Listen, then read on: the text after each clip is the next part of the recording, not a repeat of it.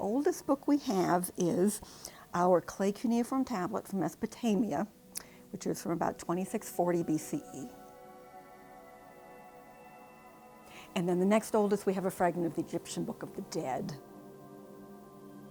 We have both medieval manuscripts and incunabula, which are early printed books from the 1400s. Being around the books is my favorite thing. And of course, being around the people and sharing that with them. So it's kind of all related, because 21 years having lived with these materials, then if someone comes in and indicates that they're of a certain religious faith, for example, we have historic LDS books. We have the first edition Book of Mormon from 1830.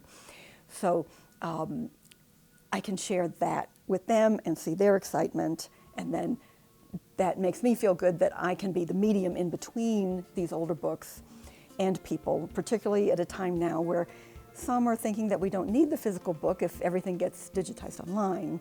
And my argument is there's room for both. There are different reasons for both. Let's not throw out the old books when they still have purpose and we can still appreciate them. All the books at the university before 1850 were transferred over. And still, if any donor sent some into the university library that were before the date of 1850, they become transferred over.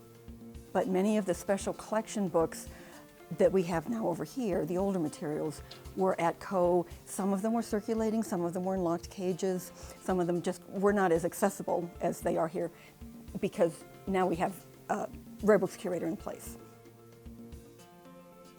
We bring in as many classes as are interested in different topics. So we may have religious studies classes coming in to look at our different books of religion, or books related to Native Americans, or women's studies, or gender studies, or the art classes probably come in the most because so many of the books are illustrated. So we bring out books that are portraying certain types of illustrations that, say, the printmaking students are looking at, or the art history students.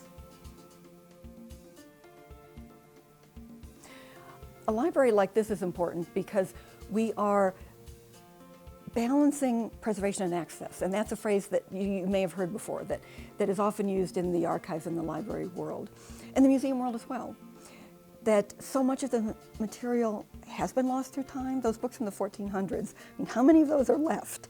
And so we're saving them.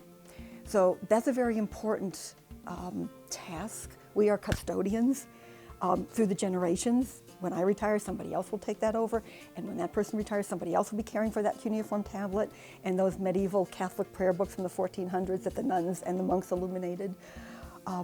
So we're preserving that, but it's that dual aspect of we're preserving it, but we're preserving it for people to enjoy and learn from and read and look at now as well as in the future. Because what is the point of just saving something in a box or in a vault for the future?